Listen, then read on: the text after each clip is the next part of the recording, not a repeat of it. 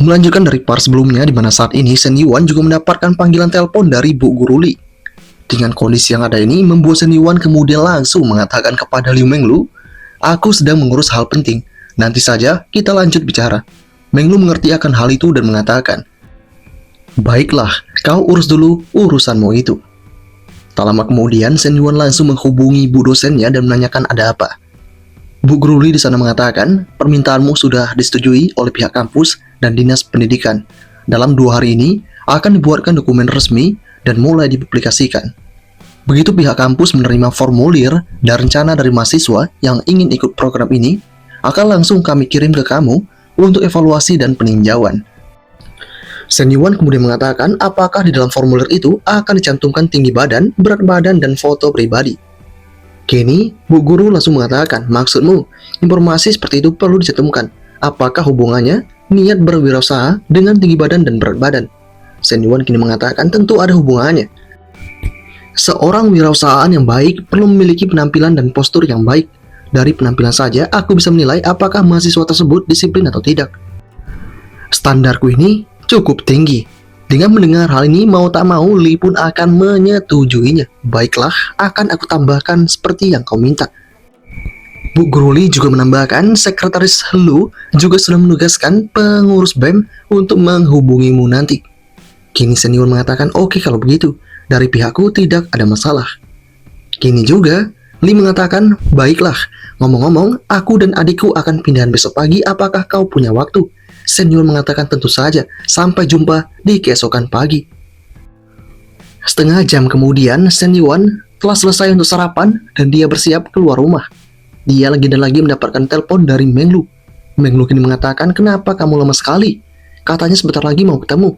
Aku ini udah menunggumu setengah jaman." Kini Shen Yuan mengatakan, "Aku cukup sibuk. Aku sedang bersiap untuk keluar.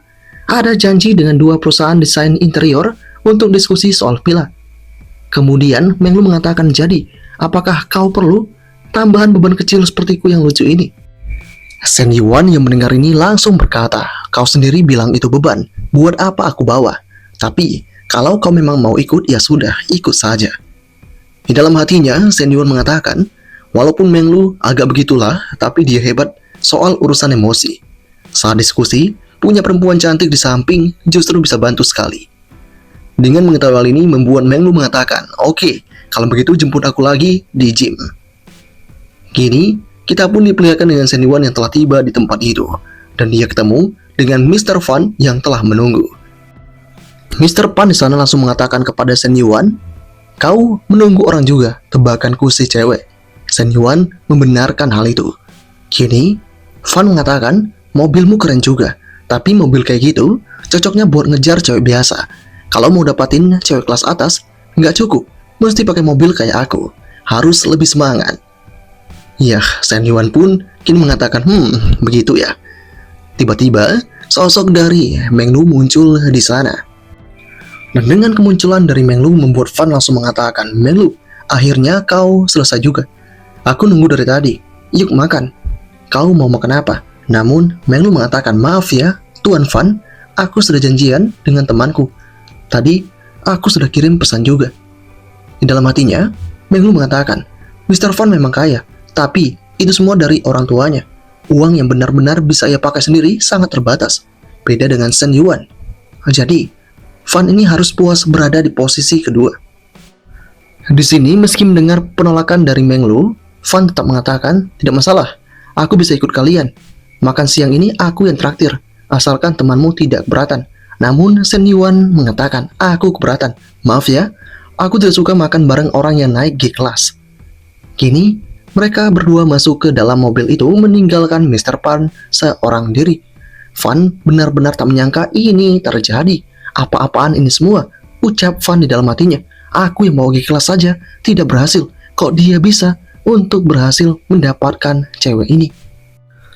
Setelah itu, di dalam perjalanan, sosok dari Menglu mengatakan kepada si Shen Yuan, "Tadi itu Mr. Fan, pelanggan VIP di showroom kami. Dia sudah top up banyak, keluarganya memang kaya. Mobil itu nilainya lebih dari 2M. Kini Shen Yuan mengatakan, "Terus kenapa?" Kini juga sosok dari Menglu mengatakan, "Dia sudah mengejarku lama, tapi aku tidak pernah menyetujuinya." Shen Yuan pun langsung mengatakan, "Oh." Dengan kondisi yang ada membuat Meng Lu sedikit kesal. Dia mengatakan kepada Shen Yuan kenapa Shen Yuan hari ini pendiam sekali. Biasanya lebih aktif bicara. Shen Yuan kini mengatakan, "Terus aku mau bicara seperti apa?" Meng Lu pun mengatakan, "Entahlah, cuma rasanya hari ini kau agak beda." Kini, dalam hatinya Shen Yuan mengatakan, "Aku tahu maksud dari wanita ini. Dia punya banyak pilihan, banyak yang mengejarnya. Jadi, dia sengaja membuatku merasa terancam." Kemudian Shen Yuan mengatakan kepada Meng Lu itu, laki-laki cuma aktif saat olahraga atau mau olahraga. "Kau tidak main basket denganku, jadi bagaimana aku bisa semangat?" Meng Lu pun mengatakan, "Dasar nakal kau, Shen Yuan. Apakah semua laki-laki segenit kamu?" Shen Yuan mengatakan jika dia tidak genit, dia hanya ngomongin soal basket saja. Kini Meng Lu langsung mengatakan kepada Shen Yuan itu, "Jangan bohong kamu. Di kafe waktu itu, aku baru pergi sebentar, kau langsung buru-buru naik ke atas bareng sana. Aku tahu isi pikiranmu." Shen Yuan kini mengatakan dalam hatinya, sepertinya Meng Lu tidak akan pernah lupa kejadian itu. Kemudian, percakapan dialihkan oleh Shen Yuan. Shen Yuan mengatakan, "Beberapa hari ini kau kenapa bisa santai terus? Sampai sempat nemenin aku kemana-mana." Kini, Meng Lu mengatakan, "Sebenarnya bukan santai, tapi aku menggeser semua jadwal gym privat demi kamu." Shen Yuan yang mendengar ini berkata, "Wah, jadi merasa bersalah aku." Kini Meng Lu mengatakan, "Kalau kau benar-benar merasa bersalah, traktir aku makan enak beberapa kali, anggap saja itu sebagai kompensasi." Dengan mendengar hal itu, Shen Yuan dengan pede mengatakan, "Siap, aku punya banyak makanan yang bisa untuk kubagikan." Meng Lu pun kini tahu maksud dan arti dari Shen Yuan itu. Shen Yuan ingin ambil untung saja. Shen Yuan kini mengatakan, "Oke, aku tidak akan bercanda lagi. Aku akan mengabulkan permintaanmu itu." Beberapa waktu kemudian di sore harinya tibalah Shen Yuan di tempat desainer. Di sana dia bertemu dengan Fu Zhengmei, desainer utama. Zhengmei kemudian mengatakan kepada Shen Yuan, "Selamat sore Tuan Shen, saya Fu Zhengmei, desainer utama dari Guanting. Mari kita duduk dan mulai berdiskusi." Shen Yuan mengatakan langsung saja, "Semua kebutuhan dan syaratnya sudah saya kirim kemarin. Hari ini saya ingin lihat konsepnya saja." Konsep pun mulai ditunjukkan oleh sosok dari Zhengmei itu. Zhengmei mengatakan, "Berdasarkan anggaran dan permintaanmu, kami sudah siapkan 3 konsep. Gaya Eropa, gaya kontemporer mewah, dan gaya Tionghoa modern. Silakan dipilih, jika ada masukan, kami akan sesuaikan." Saat ini Meng Lu mengatakan jika ketiga konsepnya keren-keren. Dia menanyakan kepada Shen Yuan berapa anggaran Shen Yuan. Shen Yuan langsung mengatakan jika itu 20 M. Dengan mendengar hal ini, Meng Lu tampak sangat terkejut dan tidak menyangka. Meng Lu berkata dalam hatinya, "Renovasi villa seharga belasan miliar bisa habis 20 miliar. Kalau gitu, nilai kekayaannya pasti ratusan miliar. Sepertinya aku masih meremehkan dia. Tidak bisa dibiarkan. Strategiku sebelumnya masih kurang. Harus segera untuk ditingkatkan." Setelah itu, Shen Yuan langsung mengatakan jika dia akan memilih gaya Tionghoa modern. Tambahkan semua yang tadi dia bilang. Nanti, setelah direvisi, mereka akan bahas lagi. Shen Yuan juga ada janji dengan satu perusahaan desain lagi. Dia akan membandingkan hasil akhir dari mereka berdua sebelum memutuskan. Kini, Zhengmei mengatakan tidak masalah. Membandingkan dulu itu wajar. Ngomong-ngomong Tuan Shen, apakah Anda ada waktu malam ini? Direktur Wan ingin mengundang Anda makan malam. Terlepas dari hasil kerjasama, beliau ingin menjalin relasi denganmu. Shen Yuan yang mendengar ini berkata, "Aku belum bertransaksi dengan perusahaanmu, jadi rasanya kurang pantas untuk makan malam." Kini Zhengmei mengatakan tidak usah merasa sungkan Tuan Shen. Direktur Wan hanya ingin berteman denganmu. Shen Yuan mengatakan baiklah kalau begitu. Dan kini juga, sosok dari Zhengmei mengatakan, "Aku akan tambahkan widget Anda, lalu kirim lokasi restoran, supaya komunikasi ke depan juga lebih mudah." Singkatnya, mereka berdua pun kemudian pergi meninggalkan tempat itu dan Zhengmei mulai berkata dalam hatinya, 20 M untuk renovasi itu lebih mahal dari vilanya. Satu proyek ini saja bisa menopang satu perusahaan penuh. Klien seperti ini bukan orang biasa, harus dilayani dengan istimewa. Setelah itu, sosok dari Zhengmei mengatakan kepada si direkturnya, "Direktur Wan, Tuan Shen setuju untuk makan malam ini."